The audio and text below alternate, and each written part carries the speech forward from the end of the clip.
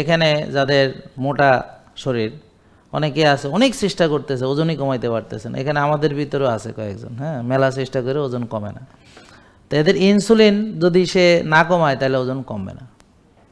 তো যার ইনসুলিন বেশি আছে সে কি বলবে? বলবে যে আমি এত কম খাই, মনে হয় যে পানি খাইলে ওজন বাড়ে, মনে হয় বাতাস খাইলে ওজন বাড়ে, মনে হয় বাতাস টানলেও আমি ফুললা যাই। এরকম আছে একদল নাকি? তাহলে এখন সে কম খাচ্ছে, এখন আপনার হয়তো বললে বিশ্বাস করবেন, আপনাকে বলবেন না তুই তো আসলে কম খাস না, তুই খাস আসলে, কিন্তু আমার ঘরে মিশা কথা কস। আসলেই সে কম খায়, আমি জানি যে সে কম খায়, কিন্তু কম খেয়েও সে মোটা হবে। কথা বুঝছেন? এদেরকে ডাক্তাররাও বিশ্বাস করে না, কয় না আপনি মিথ্যা কথা বলেন, আপনি বেশি খান। আসলে কিন্তু সে বেশি খায় না। তাহলে একটা লোক সে খাচ্ছে না তেমন কিছু, তাও মোটা হইতে আছে, আর একজন এত খাইতেছে মোটা হইতেছে না। তার মানে বুঝতে হবে খাইলেই মোটা হয় আর না খাইলেই শুকায়, এটা একটা ডাহা মিথ্যা কথা, মানে এটা ভুল কথা। এটার প্রমাণ তো আমি দিলাম।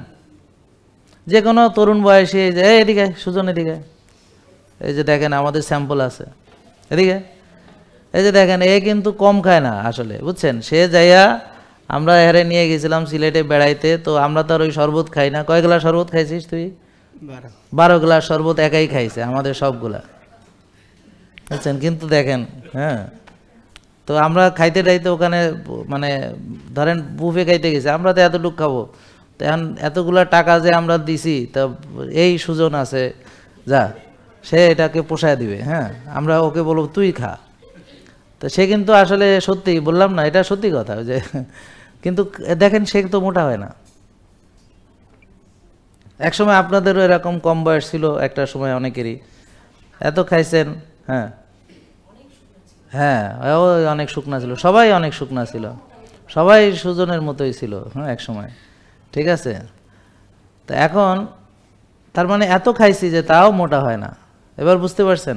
আর একজন অল্প খেলেও মানে মোটা হচ্ছে খালি।